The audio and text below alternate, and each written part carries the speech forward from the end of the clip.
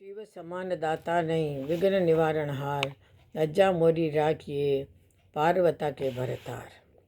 बोलो शिव पार्वता की जय हो। आज महाशिवरात्रि की सबको बहुत बहुत बधाई है और आज के महाशिवरात्रि की कथा है। फागुन मास के कृष्ण पक्ष चतुर्दशी को शिवरात्रि पर्व मनाया जाता है। लोक कथाओं के अनुसार एक गरीब बहेलिया अपने परिवार का लालन पालन शिकार करके किया करता था। एक बार समय पर कर्ज न दे सकने के कारण साहूकार ने उसे एक शिव मठ में बंद कर दिया। उस दिन फागुन कृष्ण त्रयोदशी थी, इसलिए मंदिर में धर्म व्रत संबंधी कथा वार्ता हो रही थी। बहेलिया ने बड़े ध्यान से चतुर्दशी के दिन होने वाले महाशिवरात्रि व्रत की कथा सुनी। उसी दिन साहूकार ने उसे छोड़ दिया। अगले दिन कर्ज अदा करने का वचन बहेलिया से ले लिया। चतुर्दशी को प्रातःकाल बहेलिया शिकार के लिए गहन वन में गया, परंतु उस दिन कोई पशु उसे नहीं मिला। दिन भर की भूख प्यास से व्याकुल बहेलिया ने तभी जलाशय के किनारे रात बिताने का निश्चय किया। जलाशय के किनारे ही एक बेल वृक्ष और उसी के नीचे एक शिवलिंग स्थापित था।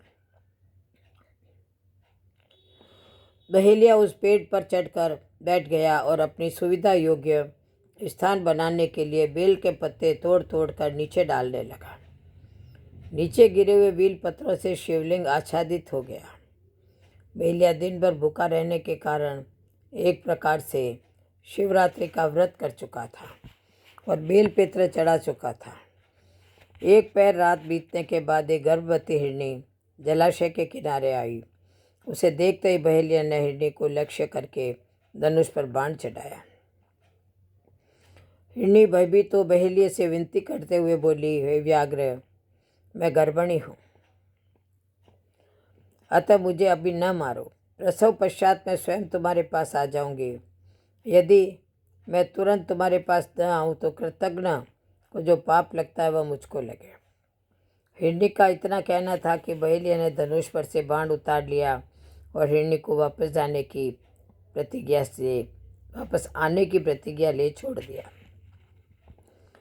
हिरनी के चले जाने के पर बहेलिया शिव शिव करते हुए किसी अन्य जानवर के आने की प्रतीक्षा करने लगा। रात्रि की दूसरी बेला पर एक अन्य मृगी उसी स्थान पर आई। बहेलिया ने जैसे ही उस पर निशाना साधा तो उसने निवेदन किया कि मुझे अभी अपने पति से मिलने जाना है, बाद में मैं स्वयं तुम्हारे पास आ जाऊंगी। बहेलिया ने उस पर दया आ गई, उसने उसे भी जाने दिया। रात्रि को तृतीय बेला में तीसरी हिरनी अपने छोटे से छौने को लेकर जलाशय पर पानी पीने आई। बहेलिया ने उसे देख धनुष बाण उठाया। तब हिरनी अत्यंत विनम्र भाव से बोली, इस छौने को हिरण के संरक्षण में छोड़कर आऊँ तब मुझे मार देना। बहेलिया उसकी करुण पुकार से प्रभावित हुआ और उसे छोड़ दिया। हिरनी और उसके छौने कुलांचे भरते हुए वहाँ से चले गए। रात्रि के तीसरे प्रहर में बहेलिया ने कुछ और बेलपत्र तोड़कर नीचे डाले जो शिवजी के शीश पर चढ़ गए।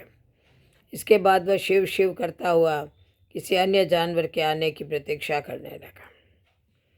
प्रातःकाल से पूर्व एक बलिष्ठ मृग उस जलाशय के पास आया। बहेलिया ने उस पर निशाना साधा। यह देख हिरण की बड़ी सरलता से बोला, हे व्याघ्रराज, यदि आपने उन 3 हिरणियों को मारा है तो आप मुझे भी शीघ्र मार डालिए, जिससे उन व्रत हिरणियों का दुख मुझको न हो।